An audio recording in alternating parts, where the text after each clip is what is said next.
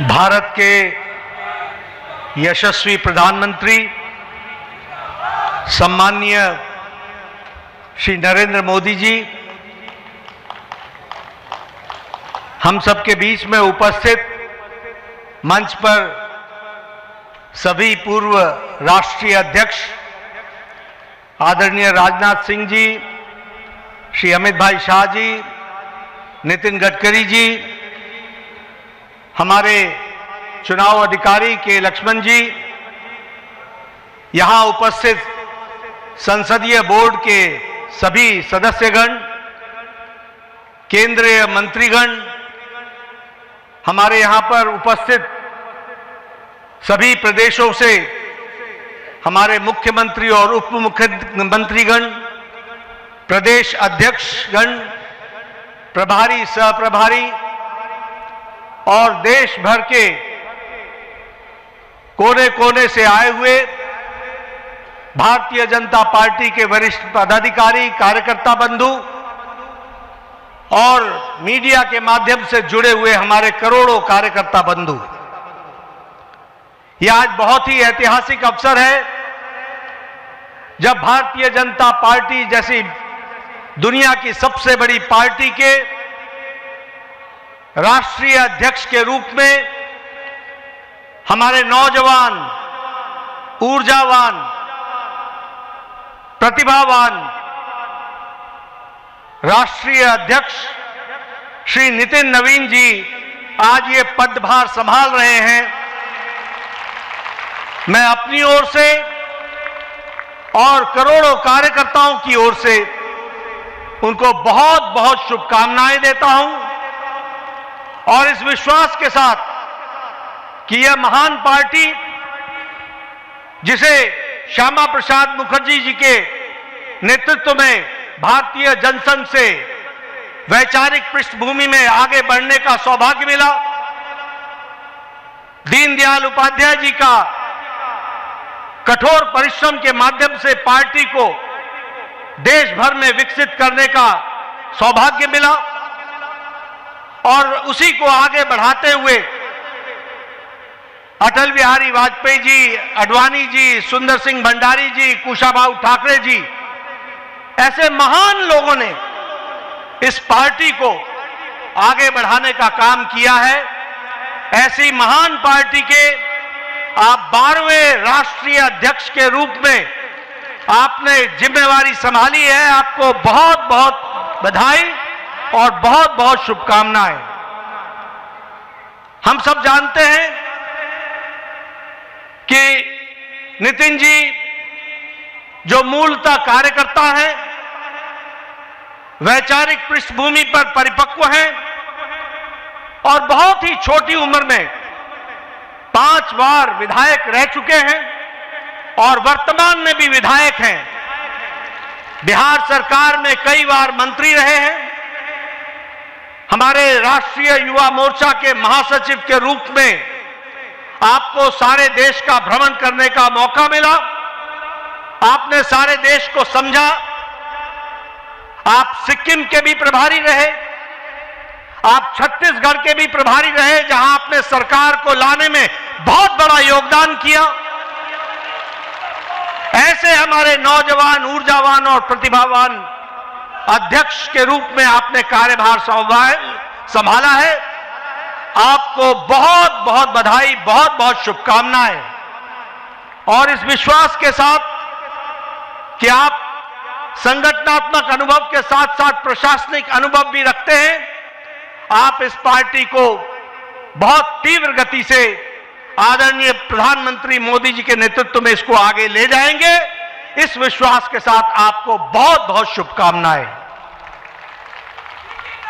मैं आज के दिन हमारे आदरणीय प्रधानमंत्री जी को, हमारे संसदीय बोर्ड के सभी सदस्यों को, हमारे करोड़ों कार्यकर्ताओं को, सभी प्रदेश अध्यक्षों को मैं अपनी ओर से बहुत बहुत धन्यवाद देता हूं। मैं धन्यवाद इसलिए देता हूं कि आपने पार्टी को चलाने के लिए जिस ताकत के साथ पिछले वर्षों में मेरे साथ मिलकर काम किया और जो मुझे आपने ताकत दी और जमीनी स्तर पर सरकार के कार्यक्रमों को और पार्टी के कार्यक्रमों को जमीन पर उतारने में आपने जो सहयोग किया, इसके लिए आपको मैं बहुत बहुत धन्यवाद देता हूं। मैं विशेष करके प्रधानमंत्री मोदी जी को धन्यवाद देना चाहता हूं, जिन्होंने हर पल, हर मौके पर, हर छोटी और बड़ी बातों की बारीकियों को आपने संभाल करके पार्टी को दृष्टि देते हुए कार्य करने का जो सुअवसर दिया और जो आपने ताकत दी, उस कारण से हम इस कार्य को कर पाए। आप देश के प्रधान सेवक होने के बावजूद भी, अति व्यस्त रहने के बावजूद भी आपने पार्टी की छोटी छोटी बारीकियों पर ध्यान देकर के पार्टी को आगे बढ़ाने में पूरा योगदान जो दिया, उसके लिए मैं विशेष करके आपको धन्यवाद देना चाहता हूं।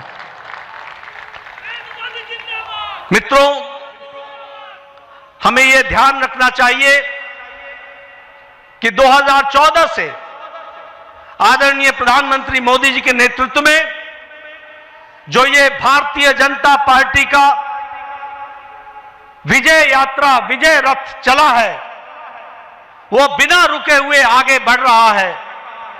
इसका मूल कारण है कि आदरणीय प्रधानमंत्री मोदी जी के नेतृत्व को देश के मतदाताओं ने, देश के गांव, गरीब, वंचित, पीड़ित, शोषित, दलित समाज के सभी वर्गों ने इस बात को समझा है कि देश अगर आगे बढ़ रहा है और देश सुरक्षित तौर पर आगे बढ़ रहा है, तो वह आदरणीय प्रधानमंत्री मोदी जी के नेतृत्व में बढ़ रहा है।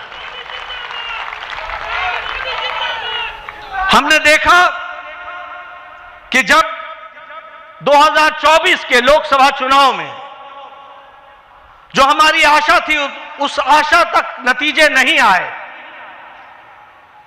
इस नतीजों ने न सिर्फ पार्टी बल्कि देश के जनमानस को हैरान किया।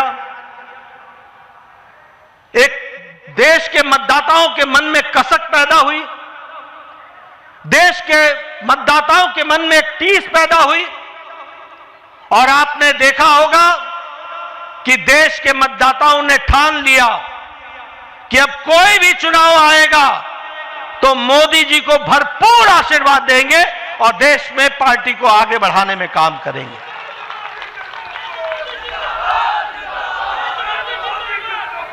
मुझे याद है 2024 के लोकसभा चुनाव के बाद विपक्ष के हौसले हरियाणा चुनाव में बुलंद थे। वो चुनाव के नतीजों के पहले ही मिठाइयां बांटने का इंतजाम कर रहे थे। उनको यह मालूम नहीं था कि देश की मतदाताओं ने और हरियाणा के मतदाताओं ने तय कर लिया है, जो कभी ओवर कॉन्फिडेंस के कारण थोड़ी मोड़ी छोटी मोटी त्रुटि रह गई थी, उसको बाकायदा सूद समेत वापस देंगे और वह हरियाणा के चुनाव में उन्होंने करके दिया है। हमने देखा महाराष्ट्र में रिकॉर्ड जीत आदरणीय मोदी जी के नेतृत्व में हम सबको मिली। हमने देखा हम यहां पर विजय उत्सव मनाते थे। विजय उत्सव में बार बार दिल्ली के कार्यकर्ता आते थे, लेकिन दिल्ली के कार्यकर्ता अपना दिल्ली का उत्सव नहीं मना पाते थे। लेकिन आपके नेतृत्व में 27 साल बाद दिल्ली में भी कमल खिला और दिल्ली में भी भारतीय जनता पार्टी की सरकार बनी। उसी तरीके से बिहार में हम चुनाव जीते, लेकिन चुनाव ही नहीं जीते, हाईएस्ट स्ट्राइक रेट के साथ हम चुनाव जीते। ये हमको ध्यान में रखना चाहिए। अभी अभी महाराष्ट्र के म्युनिसिपल कॉरपोरेशन के चुनाव हुए हैं। आपको जानकर खुशी होगी कि 29 में से 25 municipal corporation Bharatiya Janata party ने और एनडीए ने जीती है। और आपको जानकर यह भी खुशी होगी कि बीएमसी में, बॉम्बे म्युनिसिपल कॉरपोरेशन में, मुंबई म्युनिसिपल कॉरपोरेशन में हम लार्जेस्ट पार्टी के रूप में जीत करके आए हैं। इस तरीके से हमने देखा है। गोवा के पंचायत के चुनाव हमने जीते।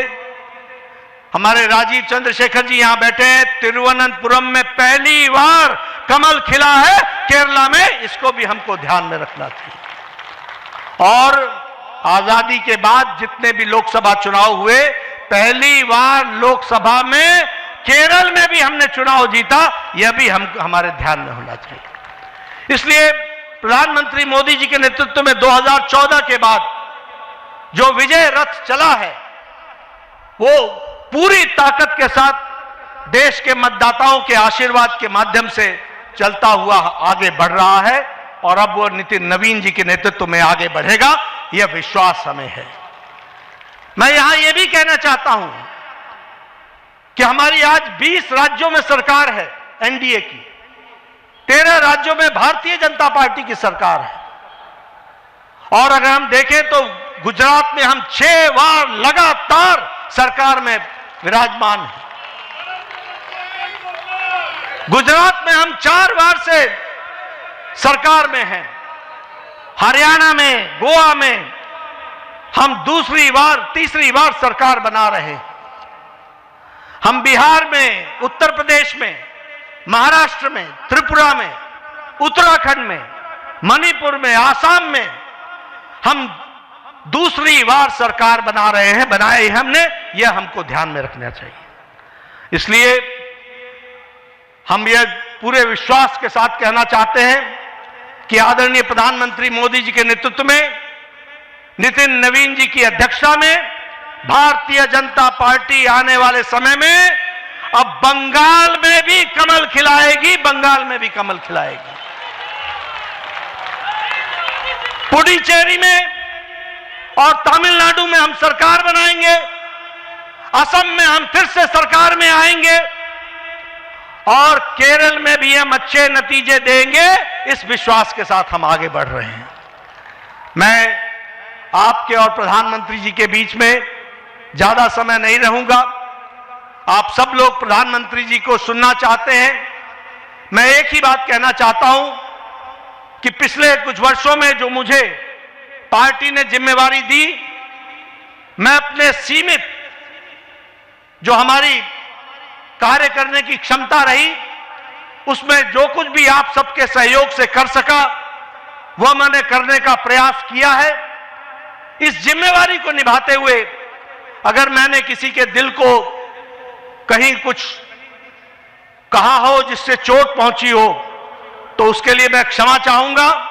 वह मैं अपनी जिम्मेवारी को निभाने के लिए मैंने कहा होगा।